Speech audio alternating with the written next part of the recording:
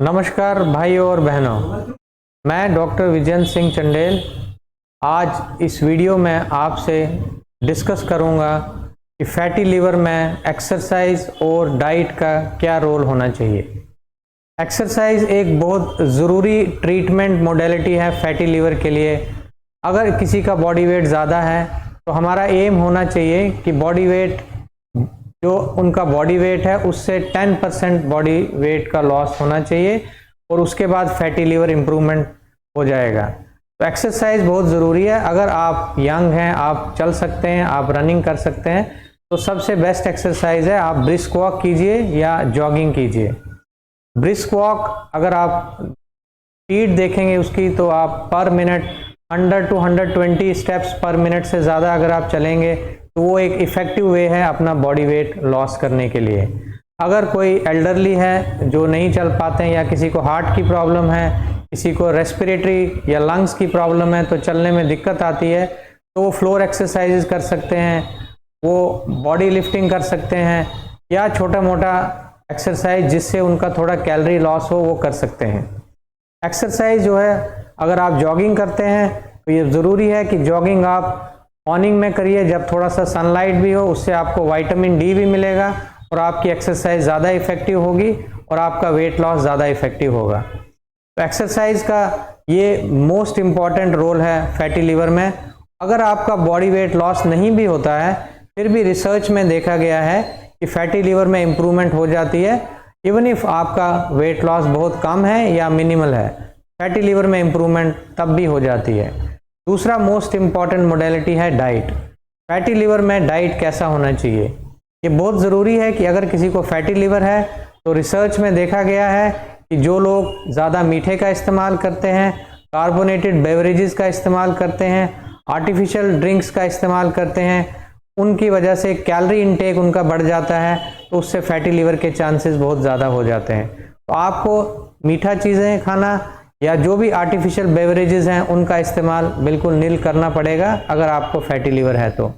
दूसरा, आपको junk food का इस्तेमाल, जो हाई कैलोरिक डाइट्स हैं उनका इस्तेमाल बहुत कम करना पड़ेगा। तो आपको एक बैलेंस डाइट लेना पड़ेगा। बैलेंस डाइट में अगर आप कहें तो बैलेंस डाइट एक होना चाहिए, जैसे मॉर्निंग में आप उठते हैं तो आप मॉर्निंग में आप प्लेन वाटर लीजिए, लेमन वाटर लीजिए, उसमें कोई चीनी का इस्तेमाल ना कीजिए, माइनर सा आप सॉल्ट इस्तेमाल कर सकते हैं अगर आपका बीपी कंट्रोल में है तो। उसके बाद आप ब्रेकफास्ट सुबह 7 से 10 बजे के बीच में कभी भी ले सकते हैं। ये बहुत ज़रूरी है कि ब्रेकफास्ट में आप फ्रूट्स का इस्तेमाल कीजिए। आप अगर नॉन वेजिटेरियन हैं तो एग्स का इस्तेमाल कर सकते हैं। अगर आप वेजिटेरियन हैं तो उसमें आप स्प्राउट्स का इस्तेमाल कर सकते हैं। और उसके बाद ये बहुत ज़रूरी है कि बीच में आप जो इंटरमिटेंट स्नैक्स का इस्तेमाल होता है वो आप बिल्कुल मिनिमम कर लीजिए, और लंच में आप कार्बोहाइड्रेट्स, फैट्स, विटामिन्स में प्रोटीन्स का इस्तेमाल करके एक बैलेंस डाइट यूज़ कीजिए। बैलेंस डाइट में अगर हम अपने इंडियन सिनेरियो में देखें तो आप थोड़ा सा राइस, थोड़ा सा चपाती, दाल और सब्ज़ी का इस्तेमाल कर सकते हैं। उसमें फैट्स का इस्तेमाल बिल्कुल कम कीजिए, और सब्जियों में आप ग्रीन पत्ते वाली सब्जियां जो होती हैं, ग्रीन लीफी वेजिटेबल जिसको हम कहते हैं, उनका इस्तेमाल ज़्यादा कीजिए, और आप सैलड्स का इस्तेमाल ज़्यादा कीजिए। तो ये कोशिश कीजिए आप कि अगर आपकी प्लेट, अगर आप सपोज़ आपकी जो लंच की प्लेट है उसमें 50% पार्ट जो है कार्बोहाइड्रेट होना चाहिए, 25% प्रोटीन्स होने चाहिए, 25% फैट्स का इस्तेमाल होना चाहिए। और लंच करने के बाद अगर आप को शाम तक बीच में कभी भूख लगती है तो आप प्लेन ग्रीन टी इस्तेमाल कर सकते हैं, लेमन टी इस्तेमाल कर सकते हैं, आप चाय ले सकते हैं विदाउट मिल्क, या आप कॉफ़ी ले सकते हैं विदाउट मिल्क।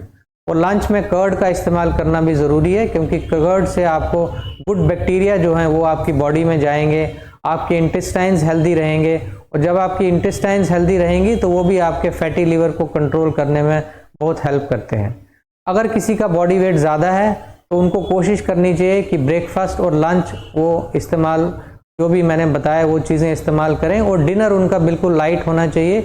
डिनर में आप अगर चाहें तो एक अर्ली डिनर आप कर सकते हैं 6 to 7 PM तक।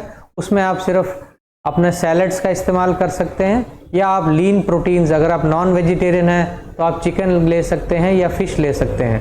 तो आपको कोशिश करनी चाहिए कि बीच में जो आप अगर अर्ली डिनर लेते हैं और अगर नेक्स्ट डे मॉर्निंग आप सपोज 10 o'clock आप अपना ब्रेकफास्ट करते हैं तो आपको 15 से 16 घंटे जो फास्टिंग पीरियड मिलता है उसकी वजह से भी आपका बॉडी लॉस होता है वेट, और अगर बॉडी वेट कम होगा तो आपका फैटी लिवर भी ठीक होगा। इस प्रिंसिपल को, ये नया जो प्रिंसिपल अभी रिसर्च में देखा गया है कि इसको हम इंटरमिटेंट फास्टिंग कहते हैं, और इसकी वजह से भी काफ़ी बॉडी वेट लॉस होता है, और जब आपका बॉडी वेट लॉस होगा तो उसकी वजह से आपका फैटी लिवर भी ठीक होगा। तो आपको कोशिश करनी चाहिए कि आप अर्ली डिनर कीजिए और ब्रेकफास्ट आप थोड़ा लेट कीजिए, मे बी 10 o'clock आप ब्रेकफास्ट ले लीजिए और डिनर आप शाम को 6-7 बजे कीजिए, और आपको बीच में जब आपको टाइम पीरियड मिलता है 16 आवर्स का, इसको फास्टिंग पीरियड इस्तेमाल करके उससे आपका बॉडी वेट कम होगा। अगर किसी को अर्ली डिनर करने के बाद भूख लगती है या वो कुछ खाना चाहते हैं तो उस टाइम आप जो नॉन कैलोरिक ड्रिंक्स होती हैं, जैसे आप ग्रीन टी इस्तेमाल कर सकते हैं, आप नींबू पानी ले सकते हैं, आप नींबू पानी में नमक डाल के ले सकते हैं, या आप ब्लैक कॉफ़ी ले सकते हैं या ब्लैक टी ले सकते हैं, बिकॉज ये जो ड्रिंक्स हैं ये नॉन कैलोरिक ड्रिंक्स हैं, और इससे आपको जो भूख है वो कम लगेगी और आपका बॉडी वेट जो है बिल्कुल लॉस होगा। तो डाइट और एक्सरसाइज का मोस्ट इम्पॉर्टेंट रोल है फैटी लिवर की मैनेजमेंट में, और जिसको भी ये फैटी लिवर है उनको ये डाइट और ये एक्सरसाइज ज़रूरी इस्तेमाल करके अपना बॉडी वेट कंट्रोल कीजिए और अपने लिवर को हेल्दी रखिए। Thank you.